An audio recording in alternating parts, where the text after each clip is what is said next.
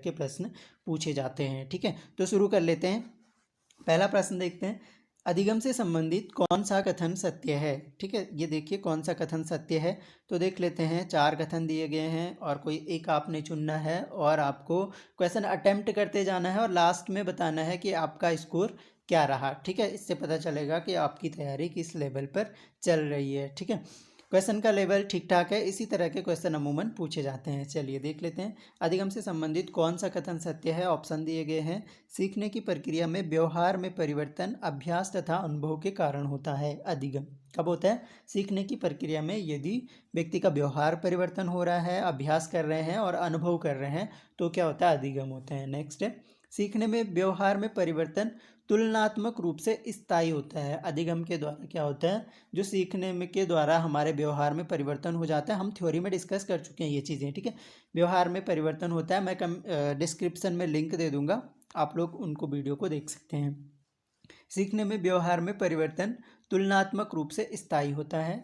तीसरा है, परिवर्तन व्यवहार की क्षमता तथा बाह्य व्यवहार दोनों में हो सकता है। ठीक है, तो व्यवहार की क्षमता में भी परिवर्तन हो सकता है और जो हमारा बाह्य व्यवहार दोनों में हो सकता है। ठीक है, या फिर उपरोक्त सभी। तो ये तीनों जो विशेषताएं हैं वो अधिगम से संबंधित हैं। चलिए नेक्स्ट है, सीखना सबसे पहले प्रस्तावित किया।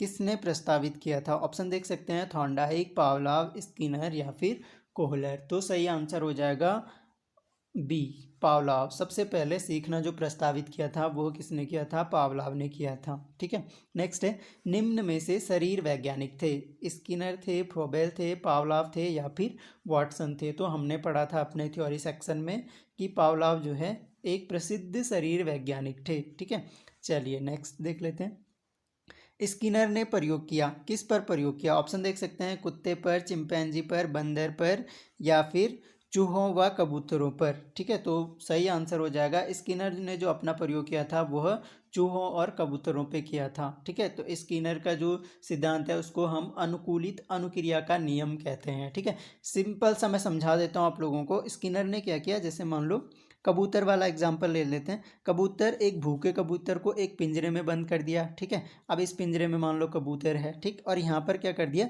एक जो है दानों की भरी पोटली लगा दी। ठीक है, ये कबूतर है मान लो। ठीक है, अब ये जो दानों की पोटली है ये इस तरह से रखी, ये हार्ड था, ये मतलब ऐसे ही निकल नहीं सकता था इससे दाना, लेकिन कहीं पर एक जगह ऐसे रख दी कि जहाँ पर जैसे ही कबूतर चोंच मारेगा वैसे ही उसको वहाँ से दाना निकल जाएगा। तो कबूतर भूख से छटपटाया, उसने बार बार इस पे चोंच मारी और एक बार क्या हुआ कि उसका जो निशाना है वहीं पे लग गया जहाँ पे लगने पर दाना गिर जाना था। ठीक है, तो एक बार ऐसे गिरा, फिर क्या हुआ कि उसने वो दाना खाया और अपनी भूख की संतुष्टि की। ठीक, तो इससे क्या हुआ, उसको उद्दीपन मिला कि इस तरह से, और धीरे धीरे एक टाइम आया कि कबूतर ने प्रयास करते गया और अनुकूलित हो गया उस अनुक्रिया के लिए। ठीक है, और फिर क्या हुआ कि एक टाइम के बाद वो सीधे खट वहीं पे चोट मारने लगा जहाँ से उसको दाना मिलेगा और उसको उससे क्या मिला? पुनर्बलन। ठीक है, तो ये काफ़ी महत्वपूर्ण सिद्धांत है, ये एग्जाम्पल है, इससे क्या मिलता है? पुनर्बलन मिलता है और ये शिक्षण में भी हम इस सिद्धांत का प्रयोग करते हैं। चलिए नेक्स्ट, नैमित्तिक अनुबंध कहते हैं, किसको कहते हैं? अधिगम को, सहचर्य को, उद्दीपक को या इनमें से कोई नहीं? सही आंसर हो जाएगा, नैमित्तिक अनुबंध जो है ये न तो अधिगम को कहते हैं, न सहचर्य को कहते हैं, ना ही उद्दीपक को कहते हैं। ठीक है, तो अगर इनमें से कोई नहीं है तो सही आंसर क्या होगा? इनमें से कोई नहीं, लेकिन सही आंसर क्या होगा? जो नैमित्तिक अनुबंध होता है यह जो है स्किनर का जो सिद्धांत है, स्किनर का जो सिद्धांत है उसी से लिया गया है नैमित्तिक अनुबंध। ठीक है, स्किनर का जो पुनर्बलन का सिद्धांत है उसी को नैमित्तिक अनुबंध भी कहते हैं। इसमें क्या होता है, सक्रिय अनुबंध को नैमित्तिक अनुबंध कहते हैं। ठीक है, क्या होता है, जैसे मैंने कबूतर वाला एग्जाम्पल बताया, तो कबूतर का दाने के साथ एक सक्रिय अनुबंधन हो गया। ठीक है, एक अनुबंध हो गया, बॉन्डिंग हो गई, तो उसी को हम क्या कहते हैं? नैमित्तिक अनुबंध कहते हैं। ठीक है, तो ये ध्यान रखना है, नैमित्तिक अनुबंधन जो है स्किनर का जो सक्रिय अनुबंधन का सिद्धांत है उसी का दूसरा नाम नैमित्तिक अनुबंधन है। ठीक है, आई होप आप लोग समझे होंगे। नेक्स्ट है, प्रभाव का नियम प्रतिपादित किसने किया? ठीक है, तो ये हमने पढ़ा हुआ है। ठीक है, थॉर्नडाइक, जब हमने सिद्धांत पढ़े थॉर्नडाइक ने 3 नियम बताए थे। ठीक है, प्रभाव का नियम। ठीक है, प्रयास और भूल का नियम, ठीक है। तो थॉर्नडाइक का सिद्धांत हम पढ़ चुके हैं, वीडियो नहीं देखा है तो डिस्क्रिप्शन में लिंक है, आप लोग जाके देख सकते हैं, ठीक है। Kohler, IP Pavlov, Thorndike, answer हो जाएगा क्या, थॉर्नडाइक। नेक्स्ट है क्रिया प्रसूत अनुबंधन से संबंधित असत्य कथन है, ठीक है। क्रिया प्रसूत अनुबंधन से संबंधित जो असत्य कथन है उसको बताना है, ठीक है। ऑप्शन देख सकते हैं, अनुक्रियाएं ऐच्छिक होती है, प्राणी निष्क्रिय होता है, सहचर्य निर्माण में परिणाम महत्वपूर्ण होता है, एक सही अनुक्रिया के पश्चात पुनर्बलन की प्रत्याशा होती है, ठीक है। और अगर आप लोगों को ध्यान आ रहा है तो वही कबूतर वाला क्वेश्चन आ गया है, ठीक है, स्किनर के सिद्धांत वाला। क्रिया प्रसूत अनुबंधन भी उसी का नाम है। और इसमें क्या कहा गया था कि सही अनुक्रिया जब कबूतर करेगा, सही जगह पे अगर चोंच मारेगा तो उसे दाना मिलेगा, ठीक है। तो क्या है, एक सही अनुक्रिया के पश्चात पुनर्बलन की प्रत्याशा होती है, पहली बात ये भी सही है। सहचर्य निर्माण में परिणाम महत्वपूर्ण होता है, जब सहचर्य निर्माण कर रहे हैं तो उसमें क्या होगा, परिणाम महत्वपूर्ण होता है, ये भी सही है। प्राणी निष्क्रिय होता है, देखो कबूतर निष्क्रिय है, बिल्कुल नहीं है, तो असत्य कथन क्या हो जाएगा, प्राणी निष्क्रिय होता है, आंसर हो जाएगा इसका ऑप्शन नंबर बी, अनुक्रियाएं ऐच्छिक ही होती हैं, ये भी सही है स्किनर के सिद्धांत के अनुसार। नेक्स्ट है अधिगम की प्रक्रिया है, अधिगम की प्रक्रिया है, ऑप्शन देख सकते हैं, विलोप तथा विभेदन, सामान्यीकरण, इनमें से अधिगम की प्रक्रिया बताना है, ठीक है। नेक्स्ट देख सकते हैं स्वतः पुनः प्राप्ति या उक्त सभी, ठीक है। तो अधिगम की प्रक्रियाएं पूछ रहे हैं तो विलोप और विभेदन भी होता है, सामान्यीकरण भी होता है, स्वतः पुनः प्राप्ति भी होती है, और सही आंसर हो जाएगा उक्त सभी। चलिए आगे बढ़ते हैं, नेक्स्ट क्वेश्चन। नेक्स्ट है हमारे पास अव्यक्त अधिगम सिद्धांत के प्रतिपादक हैं, हल है, बंडूरा है, टॉलमैन है, या फिर सेलिगमैन तथा मायर हैं। सही आंसर हो जाएगा टॉलमैन की जो थ्योरी है उसको कहते हैं हम अव्यक्त अधिगम का सिद्धांत, ठीक है। आगे बढ़ते हैं, नेक्स्ट क्वेश्चन। बंडूरा ने, ठीक है, अल्बर्ट बंडूरा की थ्योरी से ये क्वेश्चन है। बंडूरा ने अध्ययन के द्वारा, मैं कोशिश करूंगा अगर टाइम बन पाएगा तो इन पर भी एक आध थ्योरेटिकल सेशन लाने की, ठीक है। बंडूरा ने अध्ययन के द्वारा प्रेक्षण अधिगम के तत्व बताए हैं। देखिए ऑप्शन देख सकते हैं, ए में स्मृति, अनुकरण, अभिप्रेरणा, तनाव, ठीक है, या अनुकरण, अभिप्रेरणा, अवसाद, अवधान, तनाव, अवधान, स्मृति, अभिप्रेरणा, अवधान, स्मृति, अनुकरण, अभिप्रेरणा। इसका जो सही आंसर है वो है ऑप्शन नंबर डी। क्या होगा, सबसे पहले अवधान, फिर स्मृति, फिर अनुकरण, फिर अभिप्रेरणा। ये बंडूरा ने अपने प्रेक्षण अधिगम के तत्व बताए थे, ठीक है। अवधान का मतलब होता है, शब्द अगर कठिन लग रहा है, अवधान को हम बोलते हैं अटेंशन, ठीक है। इंग्लिश में शब्द ध्यान रखोगे तो आसान हो जाएगा, ठीक है। अटेंशन का मतलब जैसे सावधान के लिए बोलते हैं ना, तो अवधान का मतलब बिल्कुल तत्पर रहना कक्षा में। अवधान, बच्चों का अवधान में लाना, मतलब बच्चों को बिल्कुल सावधान करना कि आप कुछ कहने जा रहे हैं, कुछ पढ़ाने जा रहे हैं, तो बच्चे आपको सुनने के लिए एकदम से तत्पर हो जाएं, ठीक है। मेमोरी हो गया, अनुकरण हो गया, नेक्स्ट हो गया अभिप्रेरणा, ठीक है। तो ये क्या है, बंडूरा के अध्ययन द्वारा जो प्रेक्षण के अधिगम बताए हैं वो क्या है, अवधान, स्मृति, अनुकरण और अभिप्रेरणा। नेक्स्ट क्वेश्चन देख लेते हैं। अपशब्द बोलने पर बालक की पिटाई करने से अनुक्रिया की संभावना बढ़ जाती है, घट जाती है, तटस्थ रहती है, या अनवरत रहती है। अगर बालक अपशब्द बोल रहा है और बालक की अगर पिटाई कर दी जाए तो अनुक्रिया की संभावना क्या होगा, उस टाइम घट जाएगी, ठीक है। नेक्स्ट है अधिगम की असहायता की परिघटना पर सर्वप्रथम प्रयोग किसने किया। ऑप्शन देख सकते हैं, टॉलमैन तथा मायर, स्पीयरमैन तथा मायर, शकमैन तथा मायर, या सेलिगमैन तथा मायर, ठीक है। सही आंसर हो जाएगा हमारा ऑप्शन नंबर डी, सेलिगमैन तथा मायर। एक सेकेंड, सेलिगमैन तथा मायर ने ये क्या किया था, ठीक है। तो सेलिगमैन तथा मायर इसका आंसर हो जाएगा। नेक्स्ट है डिसलेक्सिया है, ठीक है, डिसलेक्सिया है। ये काफ़ी ज़्यादा इंपॉर्टेंट क्वेश्चन है, इस तरह के क्वेश्चन पूछे जाते हैं। प और फ में अंतर करना, व और ब में अंतर करना, प तथा फ, व और ब अंतर करने में कठिनाई अनुभव करना, या पठन वैकल्य करने में कठिनाई अनुभव करना, ठीक है। तो डिसलेक्सिया क्या है, एक तरह का डिसलेक्सिया की बात कर रहे हैं। सही आंसर हो जाएगा ऑप्शन नंबर डी, पठन वैकल्य करने में कठिनाई अनुभव करना। नेक्स्ट है पावलोव के प्रयोग में भोजन है। पावलोव का सिद्धांत भी हमने पढ़ा है, आप लोग वो वीडियो देख सकते हैं अगर आप लोगों ने अभी तक नहीं देखा है, ठीक है। तो पावलोव की थ्योरी को डिटेल में डिस्कस किया है, सारी बातें मेंशन की गई है उसमें, ठीक है। ऑप्शन देख सकते हैं, अनुबंधित उद्दीपक, अनुबंधित उद्दीपक, अनुबंधित उद्दीपक, ठीक है। तो कंडीशनल रिस्पॉन्स, अनकंडीशनल रिस्पॉन्स, ये सब हमने डिस्कस किया है, ठीक है। तो एक बार देख लें तो ज़्यादा बेहतर रहेगा। आंसर हो जाएगा अनुबंधित उद्दीपक या अनकंडीशनल स्टिमुलस, ठीक है। इसको क्या कहेंगे? Unconditional stimulus. नेक्स्ट है अधिगम है, क्या है इनमें से? सामाजिक प्रक्रिया है, मानसिक प्रक्रिया है, भौतिक क्रिया है, या फिर इनमें से कोई नहीं? क्या हो जाएगा सही आंसर? अधिगम क्या होगा? एक मानसिक क्रिया है, ठीक है। नेक्स्ट आगे बढ़ते हैं। सक्रिय एवं आक्रामक अभिवृत्ति होने पर विद्यार्थी सीखता है। अगर सक्रिय और आक्रामक अभिवृत्ति है, ठीक है, तीव्र गति से, मंद गति से, सामान्य गति से, या फिर सभी प्रकार से, सही आंसर क्या हो जाएगा? 16 का ए, तीव्र गति से। नेक्स्ट है परिणाम का ज्ञान सीखने की गति को, परिणाम का ज्ञान मतलब रिजल्ट का ज्ञान जो है सीखने की गति को क्या करेगा? घटाता है, रोक देता है, आगे बढ़ाता है, या कुछ नहीं करता है? तो सही आंसर हो जाएगा आगे बढ़ाता है। नेक्स्ट है बाल्यावस्था से किशोर अवस्था तक सीखने की गति में क्रमशः, देखो बाल्यावस्था से किशोर अवस्था तक सीखने की गति में क्या होगा? तेजी आ जाती है, मंदी आ जाती है, सामान्य हो जाती है, या इनमें से कोई नहीं? सही आंसर हो जाएगा क्या होगा?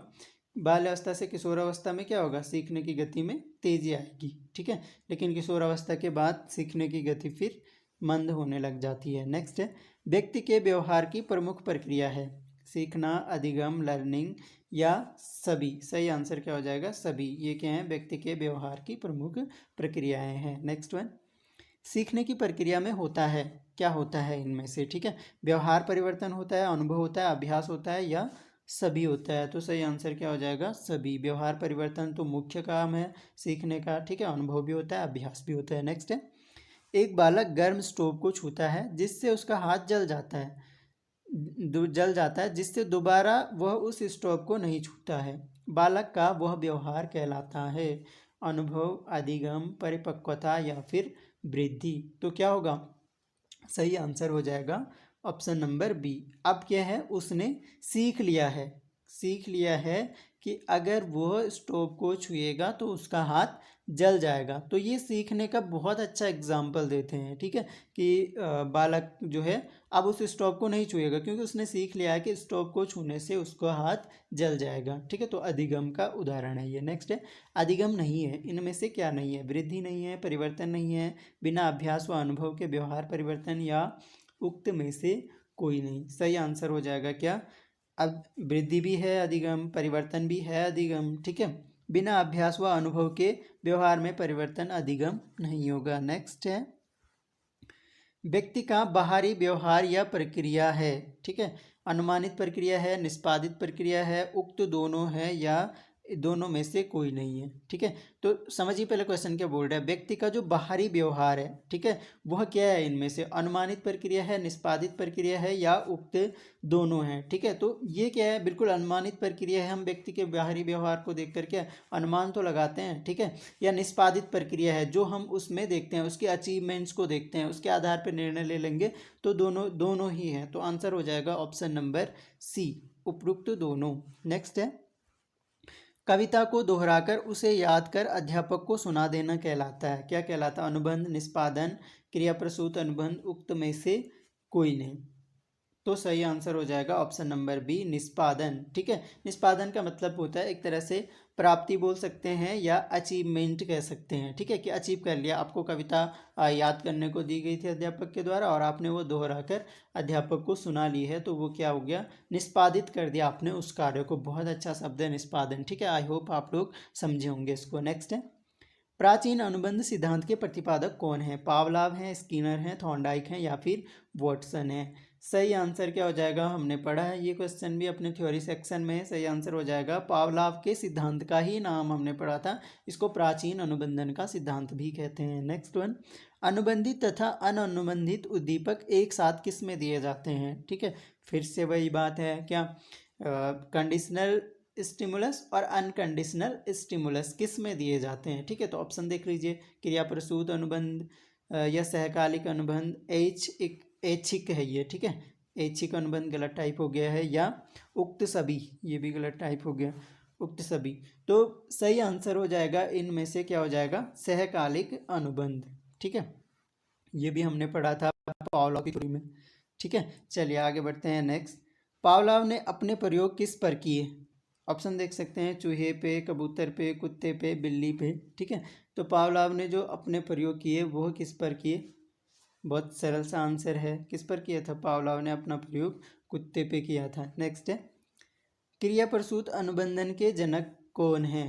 ऑप्शन देख सकते हैं, एडवर्ड गेट्स, थॉर्नडाइक या स्किनर। अभी बताया मैंने कि स्किनर के सिद्धांत को क्रिया प्रसूत अनुबंधन भी कहते हैं। ठीक है, तो क्रिया प्रसूत अनुबंधन सिद्धांत के जनक कौन होंगे? स्किनर होंगे।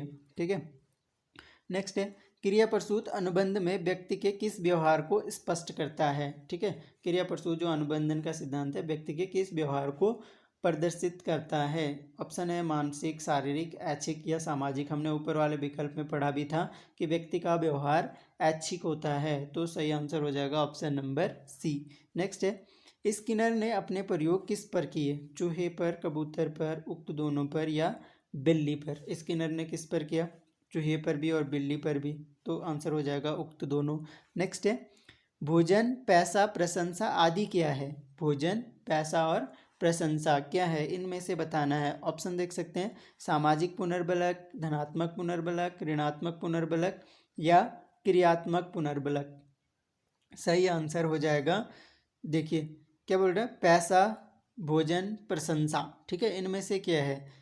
देखिए क्या होंगे, ये धनात्मक पुनर्बलक होंगे। ठीक है, ये जब आपको मिल रहा है, प्रशंसा मिल रहा है, भोजन मिल रहा है या पैसा मिल रहा है, तो ये आपको क्या करेंगे, रेनफोर्समेंट दे रहे हैं, और वो भी कैसा, पॉजिटिव। आप आगे और अच्छा करने को प्रोत्साहित होंगे। नेक्स्ट है, कौन से पुनर्बलक प्राणी को पलायन तथा परिहार की अनुक्रिया सिखाते हैं? पलायन तथा परिहार की अनुक्रिया कौन से सिखाते हैं? धनात्मक, ऋणात्मक, क्रियात्मक या फिर पलायनवादी पुनर्बलक। सही आंसर हो जाएगा ऑप्शन नंबर बी, ऋणात्मक क्या सिखाएंगे? पलायन, परिहार। ये नेगेटिव चीज़ें हैं ना, पलायन करना, परिहार करना। ठीक है, तो ये क्या होंगे? ऋणात्मक पुनर्बलक होंगे। नेक्स्ट है, अंग्रेजी पाठ सीखने का गणित सीखने पर कोई प्रभाव नहीं पड़ता हो तो उसे कहते हैं अनुकूल अंतरण, प्रतिकूल अंतरण, शून्य अंतरण या धनात्मक अंतरण। क्या कहेंगे? इसको कहेंगे हम शून्य अंतरण। देखिए, अगर कुछ फर्क ही नहीं पड़ रहा है, मतलब अंग्रेजी पाठ सीखने से गणित सीखने पर कुछ प्रभाव नहीं पड़ रहा है, तो क्या हो गया? अनुकूल अंतरण। ठीक है, ये क्वेश्चन ऐसा है सीखने के स्थानांतरण से। ठीक है, जैसे अगर हम गणित सीखते हैं, मैथ्स अगर सीखते हैं, ठीक है, मैथ्स सीखते हैं, तो मैथ्स का प्रयोग आप हर सब्जेक्ट में कर सकते हो। इंग्लिश में भी प्रयोग हो सकता है, ठीक है, इसके अलावा साइंस में भी प्रयोग हो सकता है, फिजिक्स, केमिस्ट्री, तो बहुत सारे सब्जेक्ट में आपको गणित का ज्ञान प्रयोग आएगा। तो ये क्या है? गणित का ज्ञान आपके लिए अधिगम है और अन्य विषयों में प्रयोग कर पा रहे हैं, तो इसको कहते हैं अधिगम का स्थानांतरण या फिर ट्रांसफर ऑफ लर्निंग। ठीक है, चलिए नेक्स्ट है, संस्कृत सीखने के बाद हिंदी सीखना सरल हो जाता है, यह किस अधिगम की श्रेणी में आएगा? ठीक है, किस अधिगम की श्रेणी में आता है? धनात्मक अंतरण, सहायक अंतरण, पूरक अंतरण या फिर उक्त सभी। तो ये क्या होगा?